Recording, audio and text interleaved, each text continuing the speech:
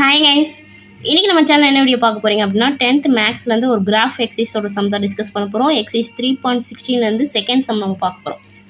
Draw the graph of y equal to x squared minus 4 and hence solve x squared minus x minus 12 equal to 0.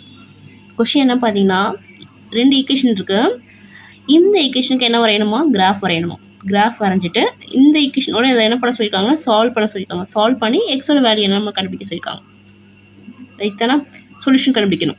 Right, முதல்ல இந்த ஈக்குவேஷனுக்கு நம்ம என்ன பண்ணணும் பார்த்தீங்கன்னா, graph வரையணும். அதாவது ஃபஸ்ட்டு என்ன கொடுத்துருக்காங்களோ அந்த ஈக்குவேஷனுக்கு நம்ம கிராஃப் வரையணும். Draw the graph of y equal to x squared minus 4.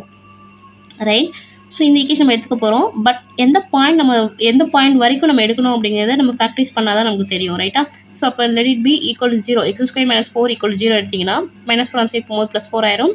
So ரெண்டு பக்கம் ரூட் எடுத்திங்க அப்படின்னா +or -2. அப்போ x takes what value means +or -2.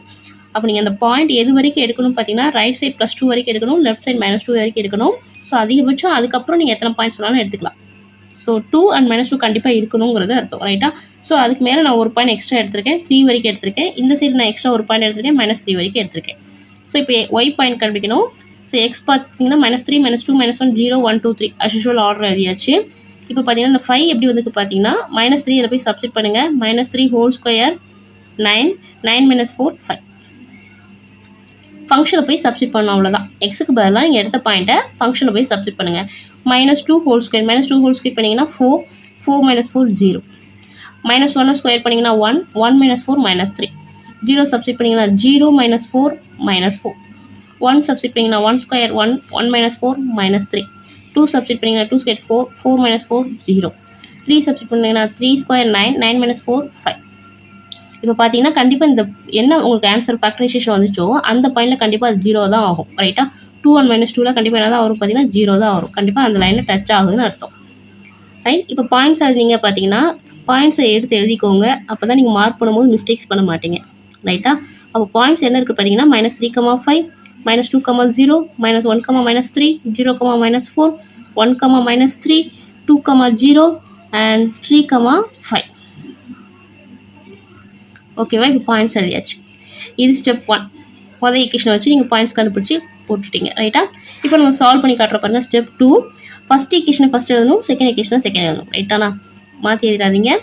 So y equal to x squared minus 4, then 0 equal to second equation x squared minus x minus 12. என்ன பண்ணணும்னா sign change பண்ணுங்கள். ப்ளஸ்ஸாக இருக்கிறது minus ஆகும், மைனஸாக இருக்கிறது ப்ளஸ் ஆகும். ஸோ இதை மைனஸ் பண்ணு, இது ப்ளஸ்ஸு. அப்போ இது ரெண்டு கேன்சல் ஆயிரும். இங்கே y மட்டும்தான் இருக்கும், y - 0 y. ஸோ y மட்டும் தான் இருக்கும். இங்கே பார்த்தீங்கன்னா எக்ஸ் மட்டும் பேராமீட்டர் மட்டும் தான் இருக்குது. ஸோ எக்ஸ் கான்ஸ்டன்ட் ஆட் பண்ணிங்கன்னா -4 + 12. ஏன்னா இது +12 மாறிடுச்சு. -4 + 12 + 8. ஸோ இதை சால்வ் பண்ண உங்களுக்கு என்ன ஈக்குவேஷன் வருது பார்த்தீங்கன்னா y equal to x + 8. So இதுக்கு இப்போ நீங்கள் பாயிண்ட்ஸ் கண்டுபிடிங்க. எக்ஸுக்கு பதில் நீங்கள் எத்தனை பாயிண்ட்ஸ் வேணாலும் எடுத்துக்கோங்க. சப்ஸ்டிட் பண்ணி இந்த x, y டேபிள் கண்டுபிடிங்க. ஸோ நான் எக்ஸ் இங்கே என்ன எடுத்துக்கணும் அது வரைக்கும் நான் எடுத்திருக்கேன். -3லேருந்து +3 வரைக்கும் எடுத்திருக்கேன். சப்ஸ்டிட் பண்ணிங்கன்னா -3 போட்டிங்கன்னா -3 + 8 5, -2 + 8 6, -1 + 8 7, 0 + 8 8, 1 + 8 9, 2 + 8 10, 3 + 8 11. ஓகேங்களா, இவ்வளோ தான் நீங்கள் பண்ண போகிறீங்க. ஓகேவா, 2 டேபிள் க்ரியேட் பண்ணணும், அவ்வளோதான். மொதல் டேபிளுங்கிறது அந்த மொதல் லைனை வச்சு நீங்கள் ப்ராக்டிஸ் பண்ணிக்கோங்க. அப்போ தான் அப் டு வாட் எடுக்கணும் அப்படிங்கிறது உங்களுக்கு தெரியும். பாயிண்ட்ஸை க்ரியேட் பண்ணிக்கோங்க, சால்வ் பண்ணுங்கள். ஒரு ஈக்குவேஷன் கிடைக்கும், அந்த ஈக்குவேஷனுக்கு டேபிள் க்ரியேட் பண்ணுங்கள். ஓகேங்களா, ரைட். இப்போ நம்ம கிராஃப் மார்க் பண்ணலாம். ஃபஸ்ட் இந்த பாயிண்ட்ஸ் நம்ம கிராஃபில் மார்க் பண்ணலாம். First point -3, 5. ஸோ நல்லா பார்த்துக்கோங்க. உங்களுக்கு எக்ஸ் வந்து மேக்ஸிமம் எது வரைக்கும் வேணும், -3 to 3 வரைக்கும் வேணும். ஒய் வந்து மேக்ஸிமம் எது வரைக்கும் வேணும் பார்த்தீங்கன்னா, இங்கே எனக்கு ஒய் வந்து அப் டு 11 வரைக்கும் வேணும். ஸோ ஒய் ஆக்சிஸ் எனக்கு 11 வரைக்கும் வேணும். நான் உங்களுக்கு ஸ்கேல் எப்படி எடுத்துருக்கேன் பார்த்தீங்கன்னா, எக்ஸ் ஆக்சிஸ் எனக்கு 3 to 3 இருந்தால் போதும். ஒய் ஆக்சிஸ் அப் டு 11 வரைக்கும் வேணும். நெகட்டிவில் அப் டு -4 வரைக்கும் வேணும். ஸோ நான் அது வரைக்கும் எடுத்துருக்கேன். So X axis 1 cm, that is ஒரு பாக்ஸுங்கிறது 1 cm. 1 cm equal to ஒரு யூனிட் கேப் தான் எடுத்திருக்கேன். So 1 unit. ஒய் ஆக்சிஸில் ஒரு சென்டிமீட்டர் நான் எத்தனை கேப் எடுத்துருக்கேன், 2 to கேப்பாக எடுத்திருக்கேன். So 2 units. ரைட்டா, இப்போ ஸ்கேலை பிளான் பண்ணி வரைஞ்சாச்சு. இப்போ -3, 5 ஃபஸ்ட்டு பாயிண்ட். -3ல் 5 நான் 2 2 எடுத்துக்கிறதுனால 4க்கும் 6க்கும் இடையில தான் 5 வரும். அப்போ -3க்கு 5 இங்கே வரும். ஓகேவா, நெக்ஸ்ட்டு -2, 0. -2ல் 0 எக்ஸ் ஆக்சிஸில் டச் ஆகும். -1, -3. -1ல் -3ங்கிறது கீழே, -2க்கும் -4க்கு இடையில -1, 3. நெக்ஸ்ட் 0, -4 0ல -4. நெக்ஸ்ட் 1, -3 1ல -3 கீழே. நெக்ஸ்ட் 2, 0 3, 5 +2, 0 3, 5. ஓகேங்களா? இப்போ கனெக்ட் பண்ணிட்டோம். இப்போ பாயிண்ட்ஸை ஜாயின் பண்ணுங்க. கரெக்டாக எந்த பாயிண்ட்டையும் விடாமல் கரெக்டாக ஜாயின் பண்ணுங்க. ஓகேங்களா? அதே மாதிரி லெஃப்ட் சைட் ஜாயின் பண்ணுங்க. ஒரு கர்வ் கிடைக்கும், பேராபோலா கர்வ் கிடைக்கும். இதை நீங்கள் எக்ஸ்டெண்ட் பண்ணாலும் பண்ணிக்கலாம். So this is parabola curve for y = x² - 4.